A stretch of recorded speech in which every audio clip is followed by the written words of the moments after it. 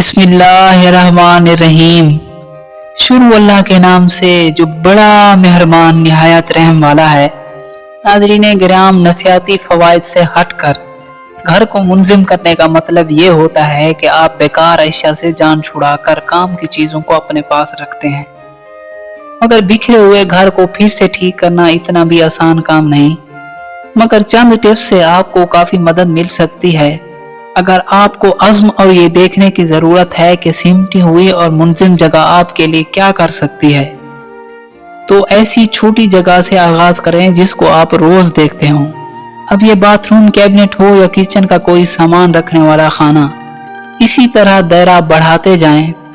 बेकार अशिया को संभाले मत। ये बहुत मुश्किल होता है कि किसी प्यारे की दी गई चीज को फेंक दिया जाए या किसी को दे दी जाए ताकि उसके काम आ सके।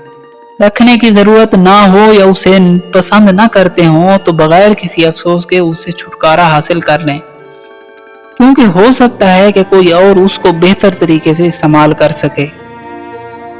चीजों का ढेर न लगने दें। अगर आप कपड़ों और दीगर अशिया का ढेर कुर्सी पर लगाने के आदी हैं, तो अब इस आदत को बदलने के बारे में सोचें। बॉक्स या रेक वगैरह की मदद से तमाम अशिया को दुरुस्त जगहों पर टांगा जा सकता है। अगर फिर भी लगता हो इतनी मेहनत नहीं करना चाहते, तो मैले कपड़ों की टोकरी कुर्सी के पास ही रख दें ताकि वो जगह साफ नजर आए। कागजात का ख्याल।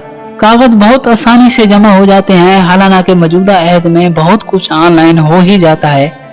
जब कागजात की सफाई करनी हो तो उनकी फाइलिंग करते हुए अहम दस्तावेज को संभाल कर फाइल में लगाएं, बल्कि अगर मुमकिन हो तो स्कैन करके डिजिटल स्टोर करने के बारे में सोचें।